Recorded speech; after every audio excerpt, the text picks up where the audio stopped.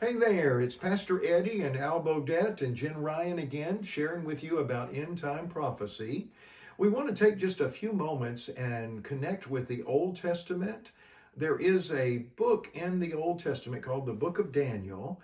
And you may remember the story of Daniel in the lion's den and Meshach, Shadrach, and Abednego in the fiery furnace. But also, Daniel has scriptures that are called apocalyptic. And it's a certain style of scripture in the Old and New Testament, and actually outside the Bible as well, that talk about end time prophecy. We see some of that also in the Dead Sea Scrolls that we have in our midst today, can study as well. Chapter 9, and I've been talking to Al about this, is fascinating because Daniel gives this idea of 69 weeks from the time that Israel, that were in captivity in the Babylonian Empire, would come back home until the Messiah would appear. And when you take those days and look at them instead of as years, as many theologians do, and multiply the weeks, 7 days in a week times 69, it takes you right from that day all the way out to when Christ was crucified. And then we have verse 27 that you have studied in depth that really talks about the final week. And we believe that's the final 7-year period where judgment falls on the face of the earth. Al, could you speak to that? You just mentioned to me that there's like different names of those. There certainly are. 7. Some of the names are Jacob's trouble, day of the Lord, day of Christ, day of wrath, time of trouble, time of the end of the age, and day of indignation. Those are some of the terms used.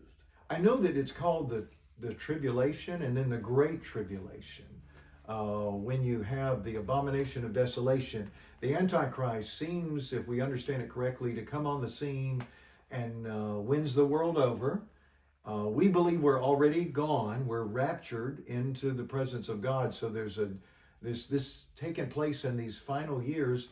And then in the middle of that, is that your understanding, that he makes it clear that he's calling himself God, Mm-hmm. And then destruction comes on the face of the earth for those final years. And if I remember the Bible correctly, it says if it's not stopped, there would be no flesh left on the face of the earth. Does that sound correct? Am I that sounds right. remembering that? But we're going to lose at least 2 billion people in the first half. Right. So the first it's part of the tribulation. The whole thing is pretty wrathful. Yeah, it's pretty wrathful as it is. Yeah, exactly. for sure. I wonder why it's called the Great Tribulation, the last 3.5 years. I honestly have no idea. I just know that is a depiction in there. Any thoughts on that? One is God's wrath and one is Jesus' wrath. That's the only way I can figure that. I've never heard it said that way. That's interesting. Well, I know that, again, as John said in the Revelation, that if it's not stopped, and it's like he has to come and just, call it quits, or everybody's going to be dead. We wouldn't have anybody left at all. For the millennium. Yes, exactly. Because there is going to be a replanting of humans in the millennium reign as well. Okay. Well, that's just fascinating to me. And let me just mention here before we go on this topic that the fulfillment of that scripture, where it says right in the middle of that 7 years, there is the abomination that desolates. And you have mentioned before in the book that you're studying that Antiochus Epiphanes in 170 BC in the Syrian, the Greek Empire, comes to Jerusalem and sets up a pig and sacrifices it on the altar. And that is a type of desolation. And yet we know, abomination. Yet we know that in the future that something even more enormous is going to happen. It's like a precursor, a beginning of these fulfillments. That sound good or correct? Mm-hmm. Okay. Any thoughts on that, Al, before we go to our next topic here in our next lesson? Any thoughts? No, let's go to the next topic. Okay.